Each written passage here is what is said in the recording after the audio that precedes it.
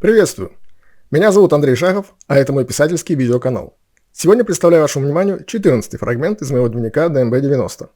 Ссылка на 13-й внизу, в описании этого видео. Как я уже рассказывал в предыдущих фрагментах, у электриков, космонавтов, операторов спутниковой связи и релейщиков жизнь на дежурстве в узле связи по прозвищу Яма была намного вольготнее, чем у радистов. У космонавтов и релейщиков имелись собственные просторные комнаты, а у нас, электриков, в полном распоряжении находился почти весь нижний этаж. Поэтому мы не только в уютном узком кругу проводили обязательно чаепитие, обычно в комнате электриков, но и могли относительно комфортно предаться сну. Тоже иногда втроем в комнате электриков, но чаще всего каждый у себя. Грешно было не воспользоваться обилием дежурной жилплощади.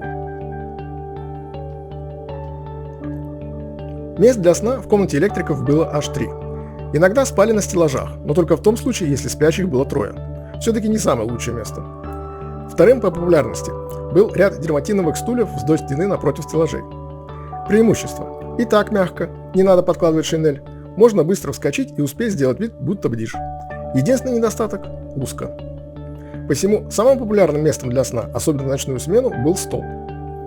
Широкий, под согревающей лампой. Нет, в комнате никогда не было холодно, мощная электропечь всегда давала достаточно тепла. Но оно шло из-под стола, а лампа прожаривала гриль еще сверху. Благодать. Правда, стол был коротковат, поэтому ноги умещались только до половины голени и торчали прямо перед дверью, которая открывалась вовнутрь. Однажды, когда я спал, ее открыл наш командир, полковник Б. Впрочем, об этом как-нибудь в другой раз. При упоминании случая с начальником вы, полагаю, поняли, что у электриков тоже были проблемы, пусть и порой из-за собственной неосторожности. И иногда нам приходилось бдеть не меньше радистов. Одна из задач электрика на смене – обеспечить бесперебойное снабжение узла связи энергией. Для этого имелись аккумуляторы аварийного питания и генераторы, работающие на дизельных двигателях, снятых со списанных катеров. Если внешний источник по какой-то причине пропадал, автоматически электросеть ямы переключалась на аварийные аккумуляторы, давая время на то, чтобы дежурный электрик бегом запустил дизель-генератор и в щитовой переключил питание на него. Мне эта наука поначалу плохо давалась. Первое испытание нештатной ситуации по мазкам я с треском провалил. Растерялся и, запустив дизель, не сумел подключить его. Выручил командир нашего маленького отделения, который примчался из клуба, где со всеми отдыхающими в выходной смотрел кино, и переподключил сеть. А потом посмотрел на меня так, что лучше бы обматерил. И все же со временем я не просто освоил эту науку, но и развил себе необходимую для советского солдата чуткость. Проверка прошла в довольно суровых условиях. Я был уже черпаком. Шли многодневные учения, самые долгие на моей памяти. Электриков и без того не хватало, а тут, как назло, подвалило немало работы в части и на генеральских дачах за забором.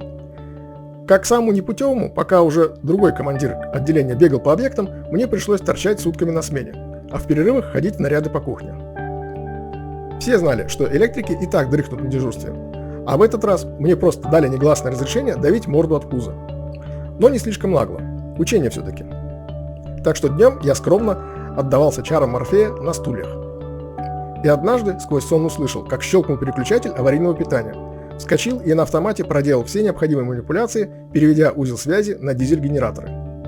Потом поднялся на первый этаж, подрагивающими пальцами закурил в коридоре возле умывальника и на каждого проходящего мимо поглядывал, красноречиво сигналя: «У вас свет горит благодаря мне».